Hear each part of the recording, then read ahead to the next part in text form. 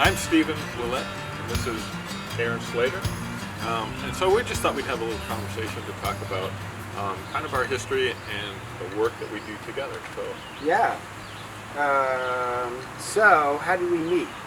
We met at the Sunapee Craft Fair, and I didn't remember part of it was there was another character involved. right, we had a mutual friend. You were reminding me, yeah.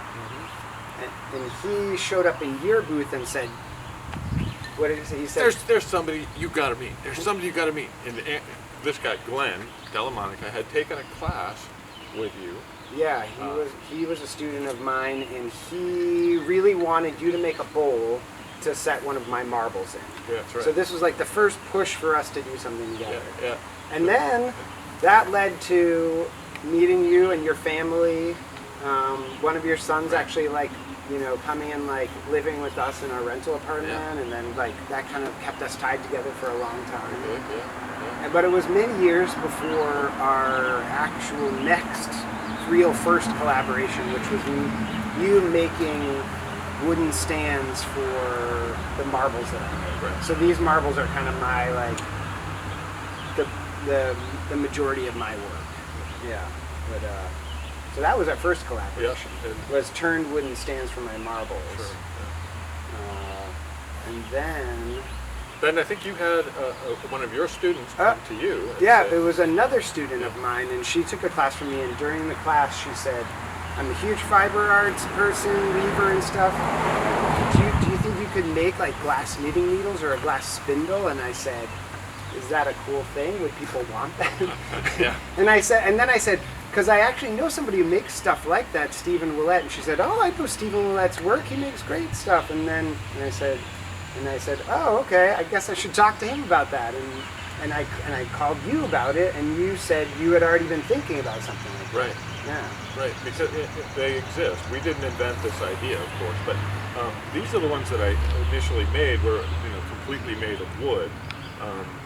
And so when Aaron and I had a brainstorming session, I brought one of these and I said, can you make that part, that tip right there, can you make something that looks like that, so that we could kind of figure out how to put them together. Right. And we talked about the physics of what it needs to do and spin and be able to, have a balance to it and so forth. So. And at that point, we really didn't know if it was possible. No, we knew somebody had done something like it, Sure. but we didn't know how to do it. We didn't know how to get them perfectly aligned, and but we had a really exciting brainstorming session. We were both really excited about the project. Yeah. But we didn't know if we could do it. No idea if it would work. Yeah. Because like you were saying, it has to be balanced, it has to spin well, it has to look nice, and of course, we wanted to nail down our design, the shape, so that it's consistent, and when you see it, you know that it's made by Steve Willette and Aaron Slater. Yeah. So, so I borrowed heavily from what you were already doing when I started working on this form. But it actually, it synced well with something I had made before, which was an acorn, a glass acorn. Actually, it really reminded me of that right away, which was fun. But I really think it was instrumental that I have a glass working lathe, which is really sort of a rare tool for a glass lamp worker to have in their shop. And so between your ability to make these wooden pieces so true and perfectly straight grained wood so that they really function well, and then my ability to make a part that syncs up with yours and in a way that keeps the whole thing true. It took us a while. There was a good amount of trial and error. Yeah, absolutely.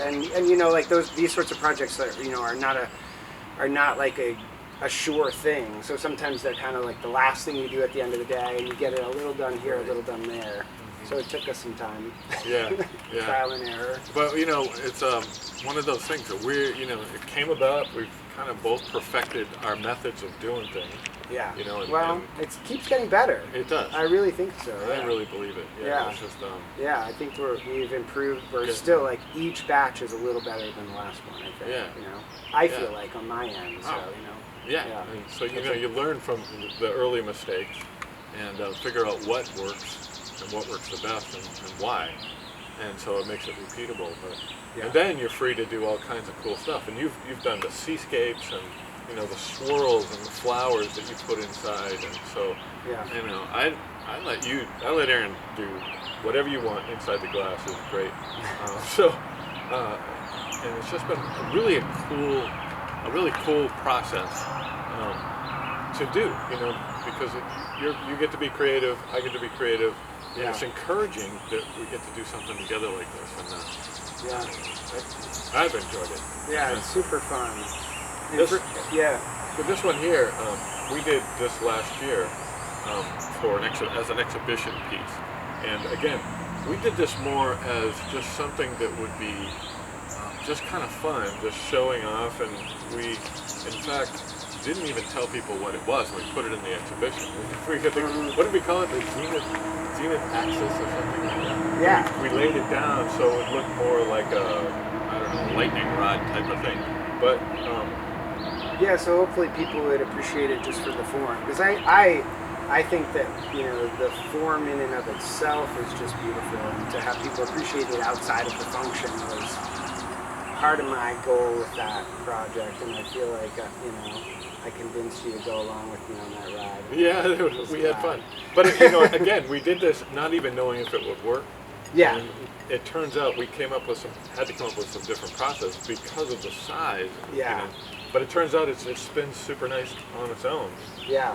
So it does work. It is functional. It is functional. Yeah, which is neat. And this is one of two. One of them lives in, I believe, Montana. Yeah. What is it? Oklahoma. Oklahoma. Oh, okay. That's right. It lives in Oklahoma.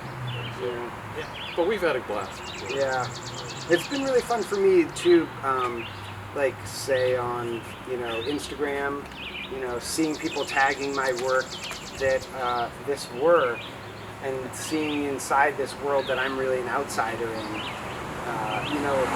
All this beautiful spinning work that people are doing with the tools, and like for me to get exposed to that, and to see people take, because with the marbles, that's not an aspect of it. With this stuff, there's the aspect of people take this work we do and then they create other works of art with it, which is really cool to see. That's really satisfying. Yeah, that's really satisfying. Absolutely. Yeah, functional work.